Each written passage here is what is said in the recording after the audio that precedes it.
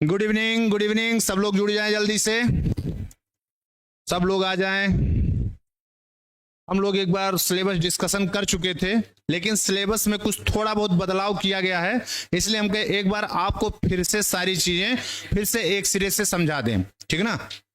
नाग पंचमी की आप लोगों को हार्दिक शुभकामनाएं। आज एक शुभ दिन है, इसलिए हम कहे आज से ऑनलाइन का भी कार्यक्रम शुरू कर दिया जाए, ठीक है। सिलेबस के लिए ही वेट किया जा रहा था कि सिलेबस क्या होता है, पैटर्न क्या होता है, इसलिए थोड़ा सा रुक के।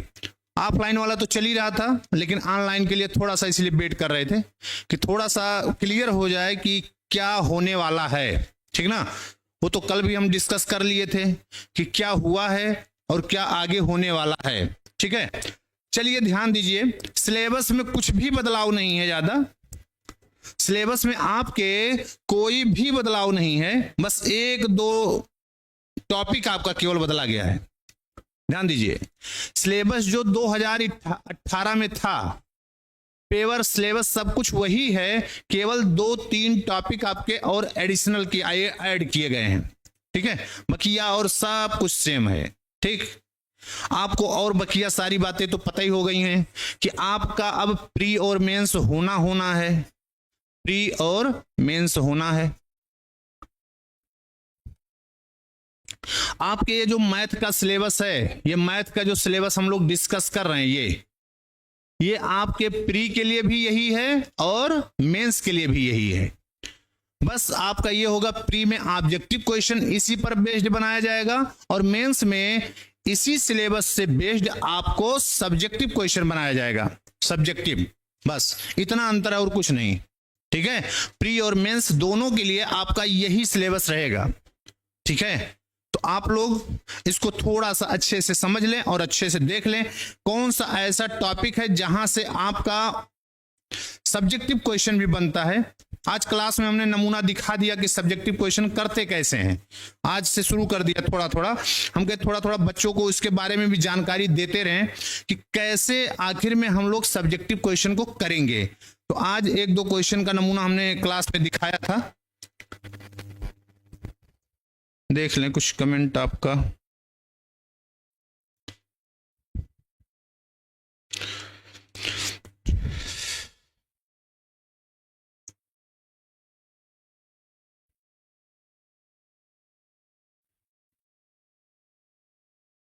चलिए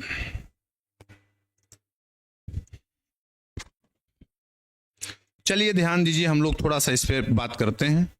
आपके जो सिलेबस है वो सिलेबस आपका, ये जो भी बात हम लोग कर रहे हैं, ये प्री और मेंस दोनों के लिए ही है। इस बात को आप बहुत इत्मीनान से दिमाग में इस बात को बैठा लीजिए कि आपका मेंस के लिए अलग से कोई और सिलेबस जारी नहीं होगा। यही सिलेबस आपके प्री का भी रहेगा, यही सिलेबस आपका मेंस का भी रहेगा।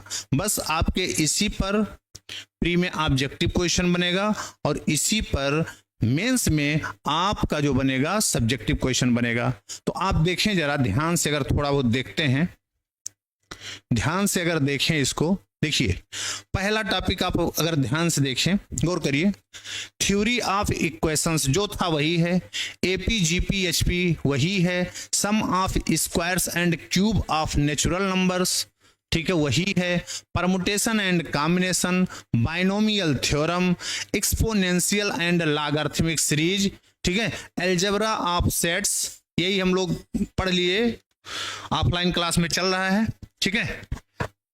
रिलेशन शुरू कर दिया है, फंक्शन, ठीक है, type of relation, equivalence relation, type of functions, composition of functions, inverse of function, binary operation on A set, group theory. ये देखो, ये जो हम लोग पढ़ रहे हैं ग्रुप थ्योरी, सब ग्रुप, इससे तो आपके मेंस में क्वेश्चन आने ही आने एकदम पक्का होता है।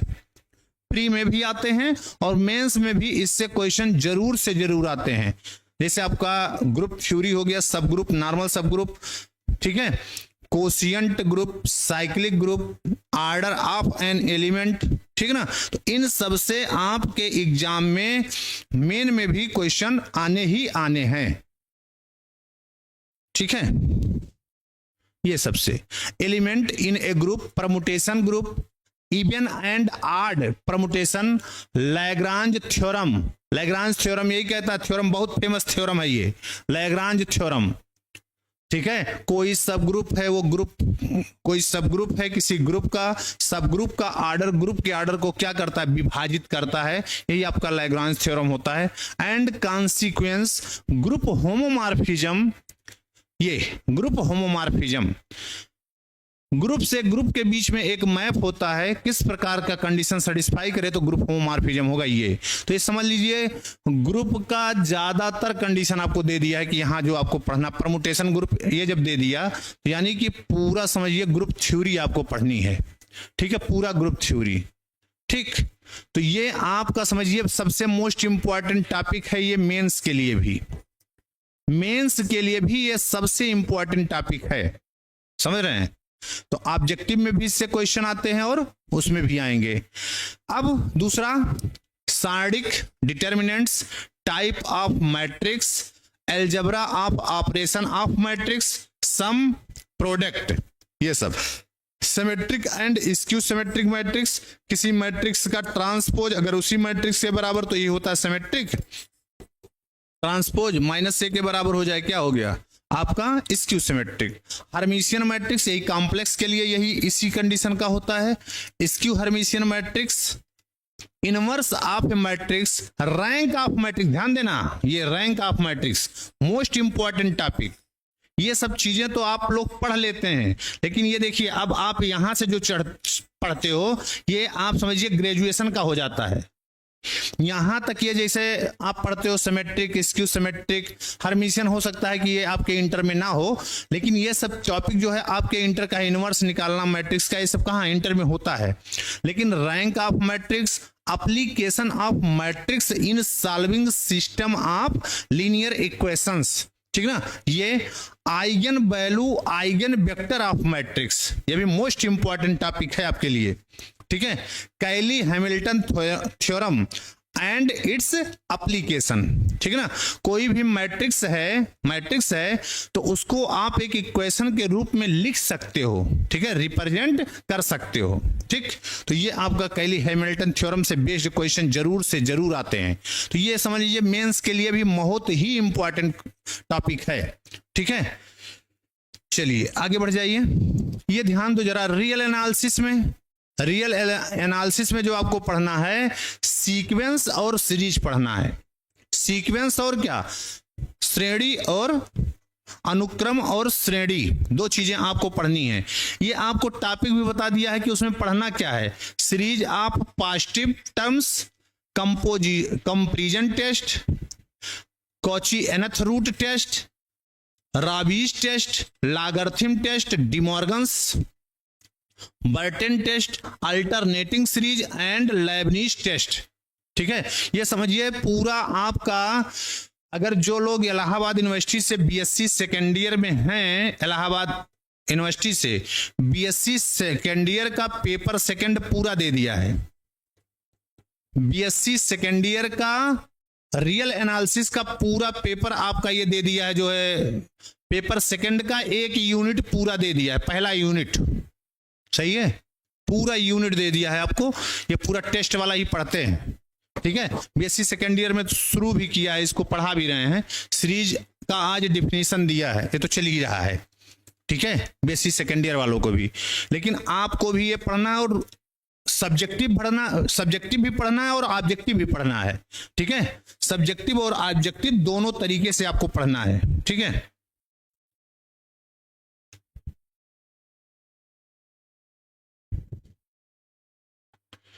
अब जीएस का बताए होंगे जीएस का सिलेबस भी बाबू, जीएस का भी सिलेबस बताए होंगे। ठीक है, जीएस का भी सिलेबस का डिस्कशन हो गया होगा, नहीं हुआ होगा तो अभी हम बता देते हैं। ठीक है, तो ये आपको पढ़ना ही पढ़ना है, जान लीजिए। ये आपके पूरा समझ लीजिए कि बीएससी सेकेंड ईयर का पेपर सेकेंड का पूरा टॉपिक है। वेक्टर एनालिसिस, यहां तक देखिए, ध्यान दीजिए, यहां तक जो आप पढ़ते हो operation of vectors, scalar and vector, product of 2 and 3 vectors and its application, ये सब चीजें आप पढ़ते हो कहां, 11th और 12th में है। लेकिन ये वाला जो वेक्टर डिफरेंशिएशन पढ़ते हो, ग्रेडियंट, डाइवर्जेंट एंड कर्ल, ये यहाँ ग्रेजुएशन में है, बीएससी में। इलाहाबाद यूनिवर्सिटी के बीएससी फर्स्ट ईयर में है, इलाहाबाद यूनिवर्सिटी के बीएससी फर्स्ट ईयर में है पूरा vector differentiation, gradient, divergent and curl. और इससे मेंस में क्वेश्चन जरूर से जरूर पूछा जाएगा, ध्यान रखना, मेंस में इसका क्वेश्चन जरूर से जरूर पूछा जाएगा, जान लो। और बकिया कुछ पीछे रह जाए, लेकिन ये टॉपिक तो आप समझ लीजिए कि मेंस में आने हैं, ठीक है। चलिए ध्यान दीजिए, complex analysis, complex number, function of complex number, ये आप बीएससी थर्ड ईयर में यहां पढ़ते हो, बीएससी थर्ड ईयर में आप इलाहाबाद यूनिवर्सिटी में पढ़ते हैं, और जो स्टेट यूनिवर्सिटी में हो सकता है फर्स्ट ईयर में भी पढ़ते हैं, ठीक ना। वेरिएबल, डी मोइवर थ्योरम, ये देखो, ये डी मोइवर थ्योरम, ये तो आप इंटर में भी पढ़ते हो, and its application. nth root, nth है ये, nth root of unity, exponent, direct and inverse, trigonometric, hyperbolic and logarithm function. अब इसमें देखो, जैसे हाइपरबोलिक फंक्शन वगैरह ये आपके ग्रेजुएशन पार्ट का है, बकिया और सब तो आप इंटर में पढ़ते ही हैं। कॉम्प्लेक्स वेरिएबल, ठीक, और ये जो है continuity and differentiability of complex function, ये आपके ग्रेजुएशन का पार्ट है, ग्रेजुएशन का पार्ट है ये continuity and differentiability of complex function, ठीक ना। Cauchy Riemann equation, CR equation, ठीक है, एनालिटिक फंक्शन, ये पूरा आपके यहाँ इलाहाबाद यूनिवर्सिटी के बीएससी थर्ड ईयर है, बीएससी थर्ड ईयर में ये है, ठीक है। तो यानी कि ग्रेजुएशन का पार्ट है ये पूरा। जो बच्चे यहाँ इलाहाबाद यूनिवर्सिटी से पढ़े हैं बीएससी थर्ड ईयर में ये चीजें पढ़े होंगे, ठीक है, फिर भी कोई बात नहीं है। और बकिया इसका सेकेंड इंटरमीडिएट का ही है, तो पूरा टॉपिक समझ लीजिए, आधा आपका है इंटरमीडिएट वाला, आधा पूरा ग्रेजुएशन का पार्ट है, ठीक है। एनालिटिक चेक करते हो, हार्मोनिक फंक्शन चेक करते हो, कॉची रीमान इक्वेशन चेक करते हो, कहता है कोई फंक्शन अगर ऐसे डिफाइंड है, एफ जेड बराबर यू प्लस आई बी, ठीक है ना। तो सीआर इक्वेशन जो कहता है, सीआर इक्वेशन यही होता है क्या, del u upon del x बराबर हो जाए del v upon del y, and del u upon del y बराबर हो जाए किसके, minus del v upon del x के, del v upon del x के।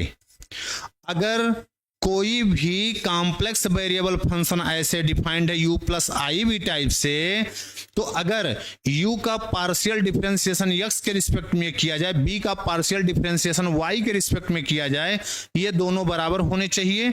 और u का पार्शियली डिफरेंशिएट करें y के रिस्पेक्ट में इसको b के, तो निगेटिव पार्ट के बराबर होना चाहिए। तो कहते हैं कि ये CR इक्वेशन को क्या करता है, सेटिस्फाई करता है। और CR इक्वेशन जो होता है नेसेसरी कंडीशन होता है, नेसेसरी, सफिशिएंट नहीं है, ठीक ना। तो नॉट के लिए ज्यादा यूज होता है। CR इक्वेशन सेटिस्फाई नहीं करता है तो फंक्शन डिफरेंशिएबल या एनालिटिक नहीं होता है। तो ये आपके पूरा ग्रेजुएशन का पार्ट है, यहां पढ़ना है आपको, अच्छे से पढ़िएगा इसको जब पढ़ाया जाएगा, ठीक। कैलकुलस, इसमें देखिए ज्यादातर आपका जो भी है वो आपका इंटरमीडिएट का है। ये इंटरमीडिएट में भी ये चीजें हैं, अगर देखा जाए तो ये चीजें इंटरमीडिएट में भी हैं और आपके ग्रेजुएशन में भी है। बीएससी यहाँ इलाहाबाद यूनिवर्सिटी की बात कर रहे हैं, ठीक ना, ठीक।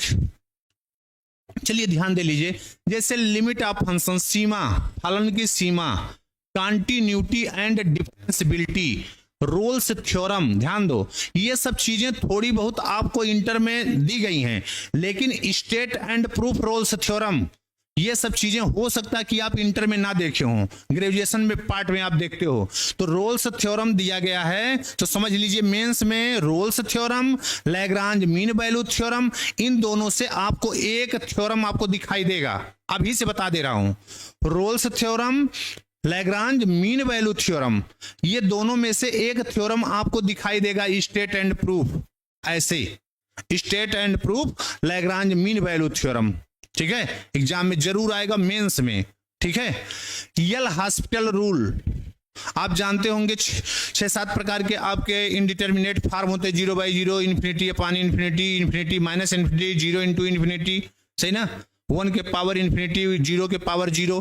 तो ये फॉर्म में जब होता है तो उसका हम लोग लिमिट कैसे निकालते हैं, वो यल हॉस्पिटल रूल। इससे भी कम से कम 2 से 3 क्वेश्चन आपको आना है। सक्सेसिव डिफरेंशिएशन, इससे आपका एक क्वेश्चन तो पक्का है। Tangent and normal, maxima minima, increasing and decreasing function, इससे भी मिला जुला के आपका कम से कम 1-2 क्वेश्चन आ ही जाता है। Limit, continuity and differentiability of function of 2 variable, ध्यान रखना 2 वेरिएबल बात कर रहा है। Limit, continuity and differentiability of 2 variable. 2 variable आपके इंटर में नहीं है, ये 2 वेरिएबल आपके ग्रेजुएशन का पार्ट है, जो कि इलाहाबाद यूनिवर्सिटी में बीएससी 3rd ईयर में पढ़ते हैं। बीएससी 3rd ईयर में पढ़ते हैं, जिसको अभी मैंने इसको पढ़ाया है, अभी जस्ट में चल ही रहा है, पहली यूनिट है। पार्शियल डिफरेंशिएशन, देखो ये मेथड ऑफ इंटीग्रेशन, इंटीग्रेशन के प्रकार, definite integral, application of integration, area bounded curve निकालना, area by curve, length of curve, surface area and volume of solid revolution, ठीक है ना। इन सबसे आपका कम से कम मिला जुला के क्वेश्चन आ ही जाता है। Solution of differential equation of first order and first degree, अभी हमने 2018 का पेपर कराया पूरा सॉल्व, इससे ही केवल आपके कम से कम 10 क्वेश्चन आए हैं, 10 क्वेश्चन से 15 क्वेश्चन, ये समझ लो। केवल डिफरेंशियल इक्वेशन से ही आपके 10 से 15 क्वेश्चन एग्जाम में पूछा गया है, ये जान लीजिए, ठीक है। गुड इवनिंग बाबू, गुड इवनिंग विकास। आज तो आप लोग आए ही थे क्लास में, सारी बातें हुई ही थी, लेकिन हम कहे सिलेबस में कुछ थोड़ा बहुत बदलाव है, इसलिए इसके बारे में एक बार फिर से थोड़ा सा डिस्कस कर दें आप लोगों से, ठीक है। तो आप ये समझिए कि इससे first order and first degree और केवल 2 प्रकार से ही आपके इतने क्वेश्चन पूछ लिए गए थे, जान लीजिए। इतना इंपॉर्टेंट टॉपिक, केवल 1 लाइन का, देखो 1 लाइन का सिलेबस दिया है, 1 लाइन में, और 1 लाइन में कम से कम 10 क्वेश्चन पूछे गए थे। अभी उसके कुछ क्वेश्चंस बाकी रह गए हैं, 10-15 क्वेश्चन, उसको हम कल परसों में फिर से पूरा करा देंगे, ठीक है ना। तो ये समझ लीजिए, ये सबसे इंपॉर्टेंट टॉपिक है, ये पूरा मिला करके कम से कम आपको समझ लो 35 से 40 क्वेश्चन मिल ही जाएगा, जान लो। कैलकुलस ये पूरा अगर देख लिया जाए तो इससे मिला के 35 से 40 क्वेश्चन तक चला जाता है, जान लीजिए, ऐसा टॉपिक है, ठीक है। और अब इसका जो है वेटेज आपके मेंस में भी रहेगा, ये ध्यान रखना। मेंस में ये जैसे हमने कहा, ये कंटिन्यूटी, डिफरेंशियबिलिटी और इसके क्वेश्चन जरूर से जरूर आपको मेंस में दिखाई देंगे, ये जान लीजिएगा, ठीक है। चलिए ज्योमेट्री में जो था सिलेबस में पूरा सब कुछ वही है, ठीक है।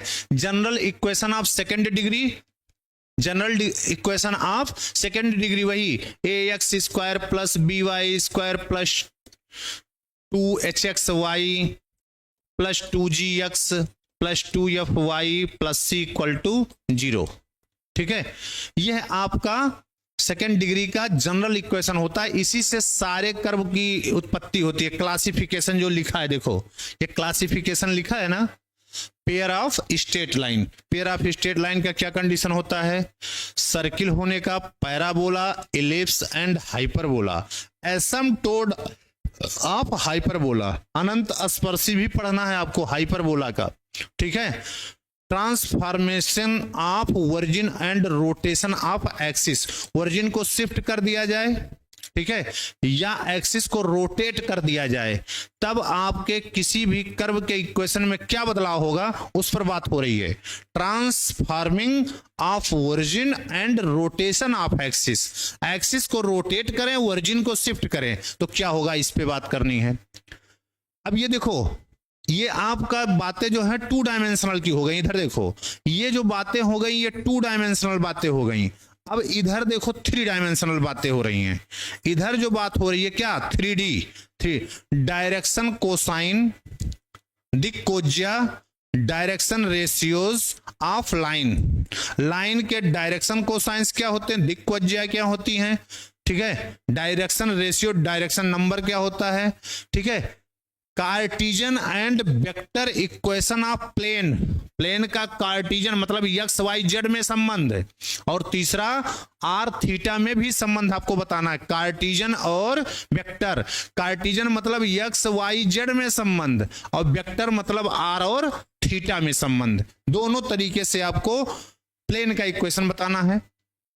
Cartesian and vector equation of line, line का इक्वेशन आपका वेक्टर फॉर्म में भी और कार्टिजन फॉर्म में भी, इसको भी बताना है। Coplanar and skew line, skew lines भी बताना है आपको, यहां पढ़ना है, सही है। और shortest distance between two lines, ये तो समझ लो इससे आपका क्वेश्चन, एक क्वेश्चन फिक्स है, आना ही आना है। कोई एग्जाम ऐसा है नहीं कि जिसमें इससे क्वेश्चन आता नहीं। शॉर्टेस्ट डिस्टेंस आता है, हर साल आता है, ठीक है ना। Angle between two planes, two lines, a line and a plane, ध्यान देना। आपको यह पढ़ना है कि एंगल दो लाइनों के बीच में क्या होगा, दो प्लेन के बीच में क्या होगा, एक प्लेन है और एक लाइन है तो उसके बीच में एंगल क्या होगा, ये भी पढ़ना है।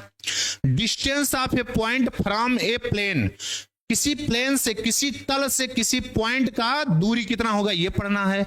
अब ये देखो, केवल धीरे से छुआ दिए हैं ये स्फीयर, अब केवल नाम लिख दिया स्फीयर, यानी स्फीयर के बारे में पूरी जानकारी आपको हासिल करनी है।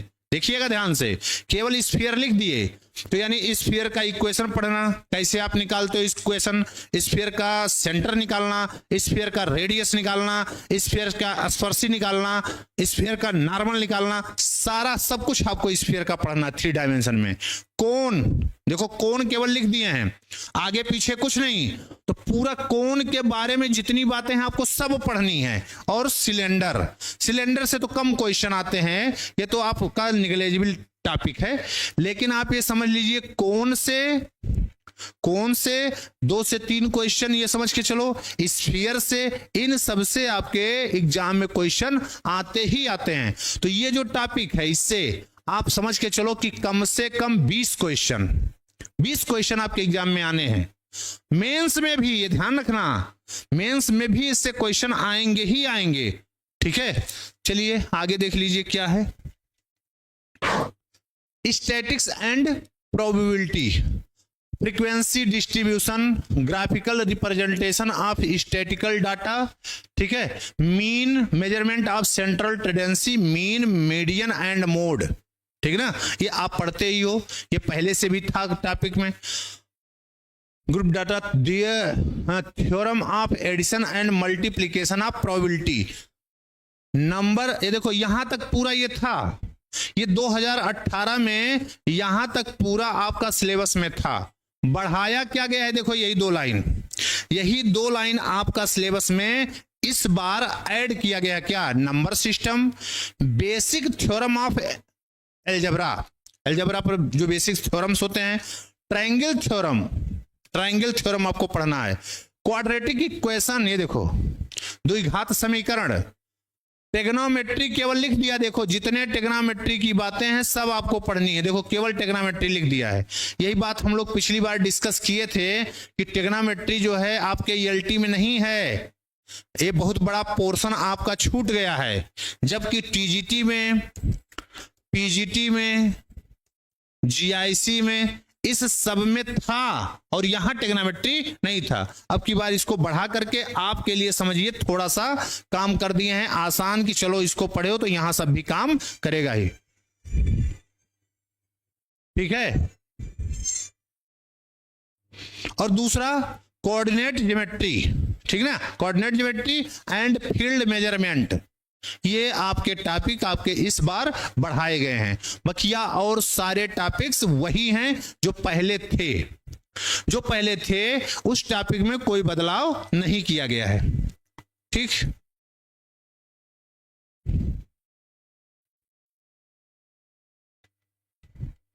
अंकित गुड इवनिंग बाबू, गुड इवनिंग विकास, ठीक है।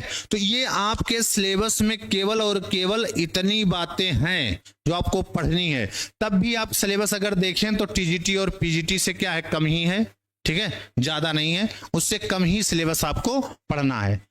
ठीक है, कल हमने आपको बता ही दिया था कि क्या क्या आपको करना है। ठीक है, थोड़ा सा जो लोग सब्जेक्टिव पढ़े हुए हैं एक बार, ठीक है, ये ग्रेजुएशन में जो अच्छे से पढ़ा हुआ है वो तो बहुत खुश है, नाच रहा है कि अब सब्जेक्टिव हो गया, बड़ा अच्छा हुआ है।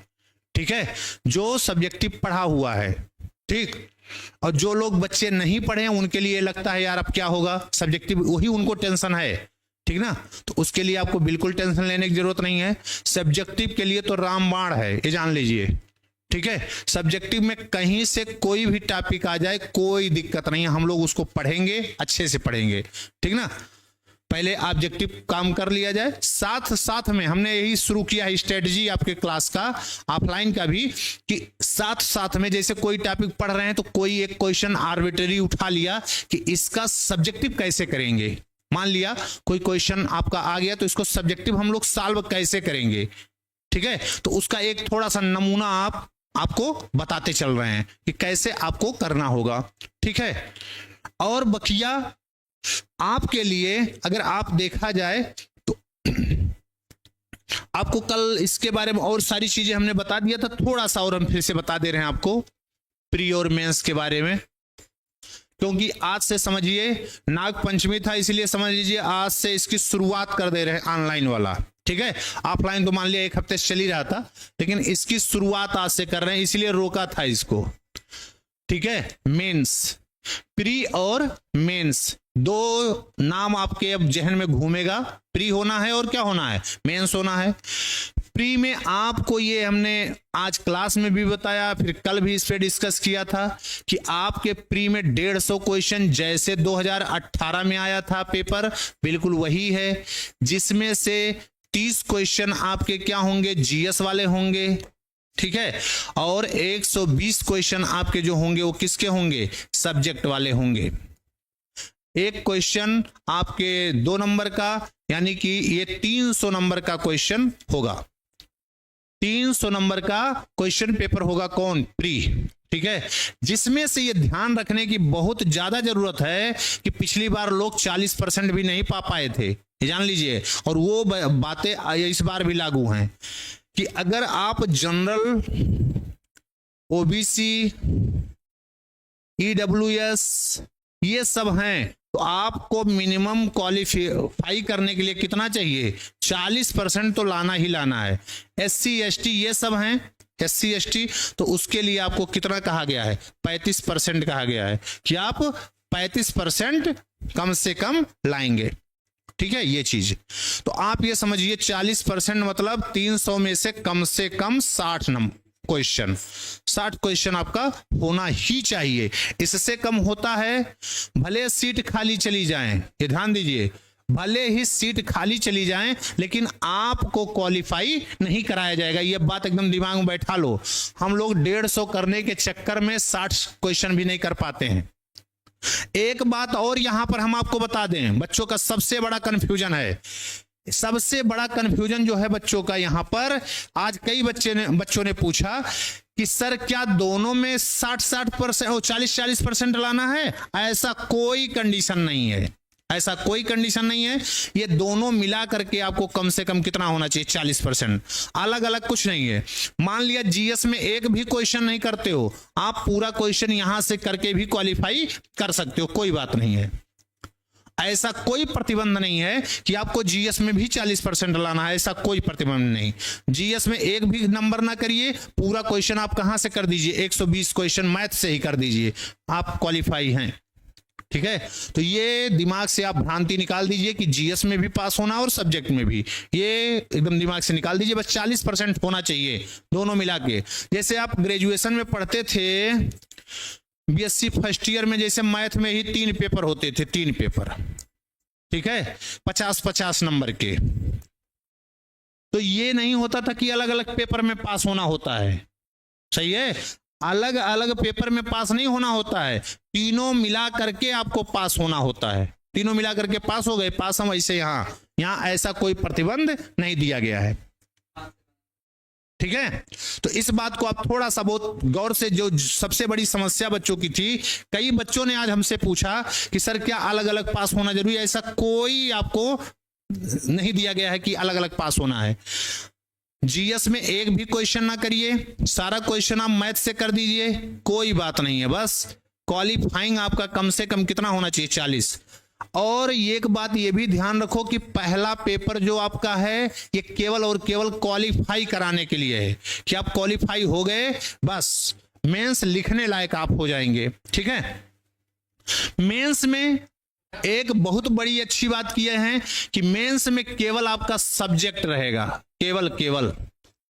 केवल आपका सब्जेक्ट पर ही सारी बातें होंगी।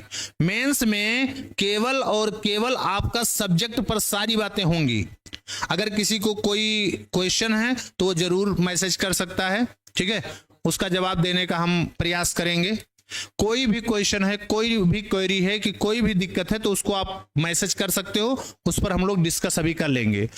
मेंस में केवल और केवल आपका सब्जेक्ट होना है, जिस भी सब्जेक्ट से आप हो, चाहे मैथ हो, फिर आपका साइंस हो, कुछ भी हो, केवल सब्जेक्ट के क्वेश्चंस आएंगे। इसमें अभी से ये बता दिया गया है कि आपके 20 क्वेश्चन आएंगे। ये एक बात और, 150 क्वेश्चन है, आपको 2 आवर ही मिलेंगे, 2 घंटे में करने हैं, ये भी ध्यान रखें, ये भी थोड़ा सा स्पीड चाहिए। यहां पर आपको 20 क्वेश्चंस करने हैं, यहां पर 20 क्वेश्चंस रहेंगे जो कि 2 भागों में विभाजित रहेगा। 10 क्वेश्चन एक प्रकार के और 10 क्वेश्चन एक प्रकार के।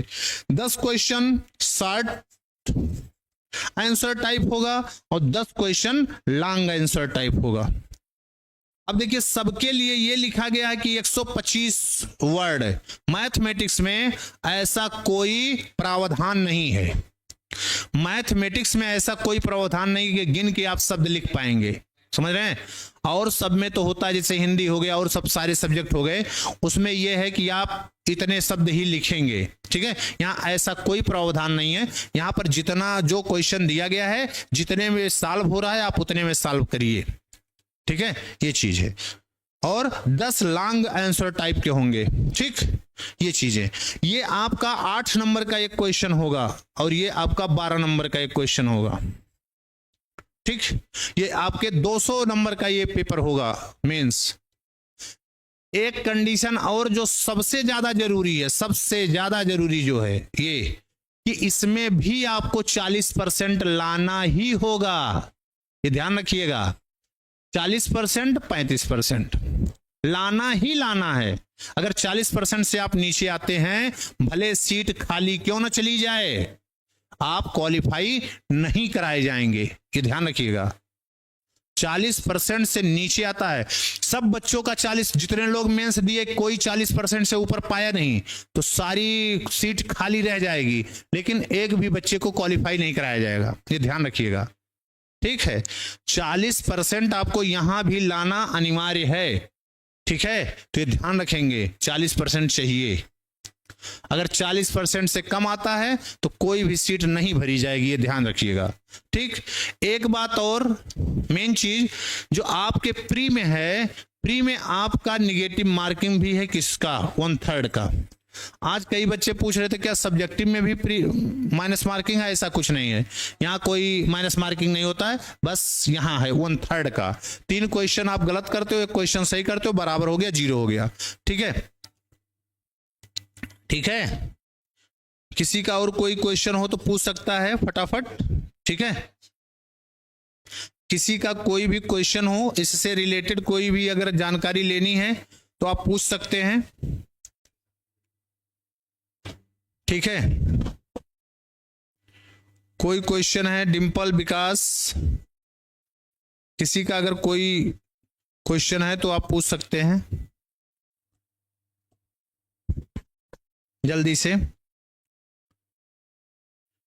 इस स्ट्रेटजी के तहत आप पढ़ाई करिए, ठीक है। आप ये मान के चलो, जो मेंस के क्वेश्चन ज्यादातर जीआईसी, जैसे देखो मेंस के क्वेश्चन जो ज्यादातर आते हैं वो आपके ग्रेजुएशन वाले पार्ट से ज्यादा पूछे गए थे, ज्यादातर क्वेश्चन आपके ग्रेजुएशन वाले पार्ट से पूछे गए थे, ठीक है। पूछे जाएंगे इससे भी, लेकिन ज्यादातर प्रीफर वही करते हैं, ठीक है।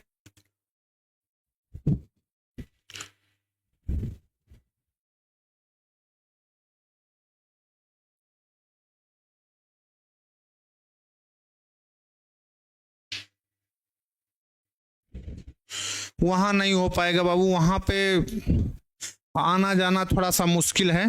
ठीक है, आप लोग आइए, जो लोग वहां से आने वाले हैं, भले भाड़ा हमसे ले लीजिएगा, कोई दिक्कत नहीं है। ठीक है, भाड़ा हमसे ले लीजिए। अभी सुबह भी बच्चे जो आए थे, हमने उनसे कहा था कि थोड़ा सा कष्ट करिए, आप लोग वहां से यहां तक आइए, कोई बात नहीं है, भाड़ा हम दे देंगे आपको। ठीक है, बस आप सिलेक्शन लीजिए, जब आप सेलेक्ट हो जाइएगा तब हमको दे दीजिएगा। ठीक है, भाड़ा हम आपको प्रोवाइड करा देंगे, नहीं तो फीस में कटवा देंगे, कोई भी दिक्कत नहीं है। आप आइए, आराम से पढ़िए, थोड़ा सा कष्ट करिए, जान लीजिए डिंपल जी, थोड़ा सा कष्ट करिए, और आप आपके ग्रुप में जो है उनको भी बताइए कष्ट करिए थोड़ा सा। ठीक है, और आप जानते हो मेहनत का फल आपको मीठा दिखाई देगा, ये जान लीजिए। ठीक है, तो अगर आपको थोड़ी सी असुविधा हो रही है वहां से यहां तक आने में, कोई बात नहीं है, आइए। बहुत ज्यादा से ज्यादा 15 मिनट आपको वहां से लगेगा ऑटो से यहां तक आने में, और 15 से 20 मिनट जाने में लगेगा। जितना आप अपने रूम से पैदल वहां तक जाते थे कोचिंग तक, उतना लगेगा। ठीक है, रही बात भाड़े की, 10 रुपया आने का, 10 रुपया जाने का, बहुत ज्यादा से ज्यादा बहुत हो गया, 15 रुपया लगेगा आने जाने का। ठीक है, आप आइए और जाइए, कोई दिक्कत नहीं है, बस आप पढ़ने पर ध्यान दीजिए। ठीक है,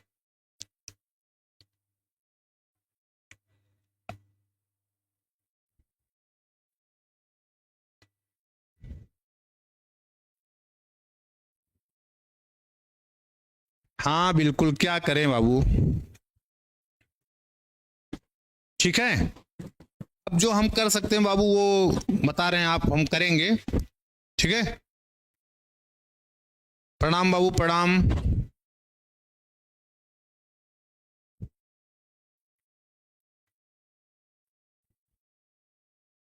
ठीक है, जितने भी लोग हैं आपके ग्रुप में जो आना चाहते हैं, कोई मतलब ये नहीं बंदिश नहीं है कि नहीं नहीं आप पहुंचिए ही, जो पढ़ना चाहते हैं इसकी वजह से नहीं आ पा रहे हैं कि वहां से थोड़ा सा दूर है, हमारा किराया लग जाएगा, ऐसी कोई समस्या है तो आप उनको बताइए, उसके लिए हम उसको आपका मैनेज करा देंगे, जो भी होने लायक है हमारे तरफ से, जो होने लायक है।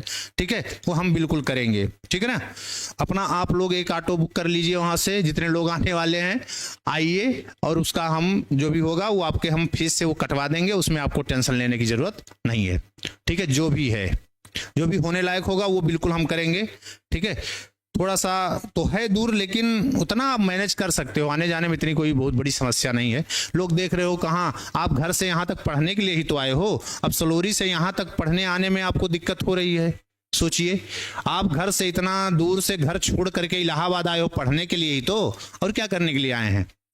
ठीक है, और ये समझ लीजिए ये आपके जीवन के आखिरी साल हैं, 1-2 साल, इसी में जितना भी वैकेंसी है सब आनी है, ये जान लीजिए।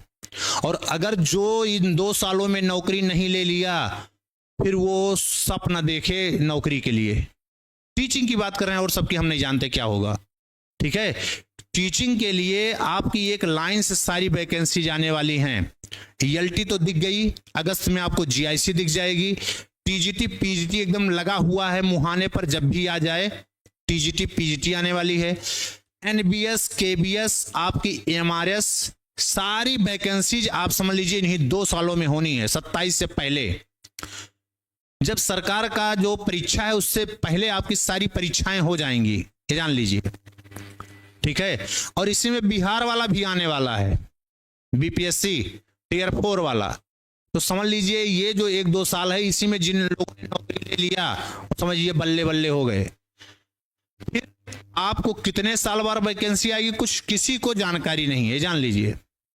18 से वेट करते करते कितने बेचारे समझिए ओवर एज हो गए, जिनका एज निकल गया, जो इतना आंदोलन किए इसके लिए, टीएलटी के लिए, बेचारे सब ओवर एज होके निकल गए। सोचिए, फिर अगली वैकेंसी 5 साल में आएगी, 7 साल में आएगी, 10 साल में आएगी, कुछ पता नहीं है।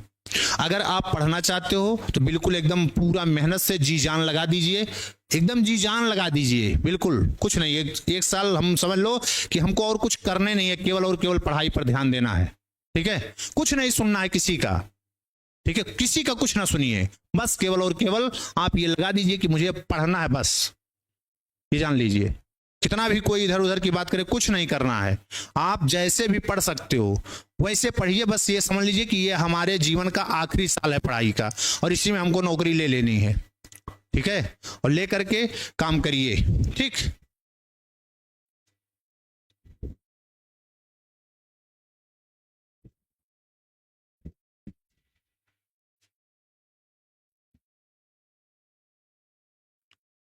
ठीक है, चलिए तो आज की बात हम यहीं तक रखते हैं इसको, ठीक है। उम्मीद करते होंगे जो कि आपके दिमाग में जो थोड़ी बहुत कन्फ्यूजन थे वो दूर हो गए होंगे। थोड़ा सा सलोरी वालों का थोड़ा सा कन्फ्यूजन है कि इतने दूर से आने वाला, उसको हमने बता दिया। उसको आइएगा, सुबह भी आए थे जो बच्चे, सबको हमने बता दिया था कि आइए सब लोग पढ़िए बिना टेंशन के, ठीक ना। बस ये समझिए कि हमको बस पढ़ना है, ठीक है। थोड़ा सा आने जाने का है तो उतना आप आधा घंटा 1 घंटा मैनेज कर सकते हैं, ठीक। चलिए फिर कल हम लोग कल मिलेंगे, और जो लोग नया आने वाले हैं, जो कल से जुड़ना चाहते हैं ऑफलाइन क्लास में, वो 9-9:15 बजे से आएंगे। 9:15 बजे से वो लोग आएंगे। बकिया जो पुरानी क्लासेस चल रही हैं वो 10 बजे से रहेंगी ही। तो कुछ बातें जो हम पढ़ा चुके हैं, ये सोच रहे हैं कि उसको पहले आपको बुला करके उतना बातें कवर कर दें जो यहाँ 10 बजे वाली क्लास में हो गया है। तो 9:15 से 10-10:15 तक पहले पुरानी बातें हो जाएंगी, उसके बाद 10 बजे से हम लोग 12 बजे तक कंटिन्यू अपनी क्लास जो पढ़ते हैं वो पढ़ेंगे, ठीक है। तो जो लोग कल से जुड़ना चाहते हैं वो 9:15 बजे से मॉर्निंग में कोचिंग में आएंगे, ठीक है। बकिया जो पुराने लोग हैं वो तो 10 बजे से आएंगे ही आएंगे, ठीक है। आज की बात इतनी ही, फिर आगे मिलेंगे तो और अच्छे से बात इस सब पे होगी। आप लोगों का बहुत बहुत धन्यवाद।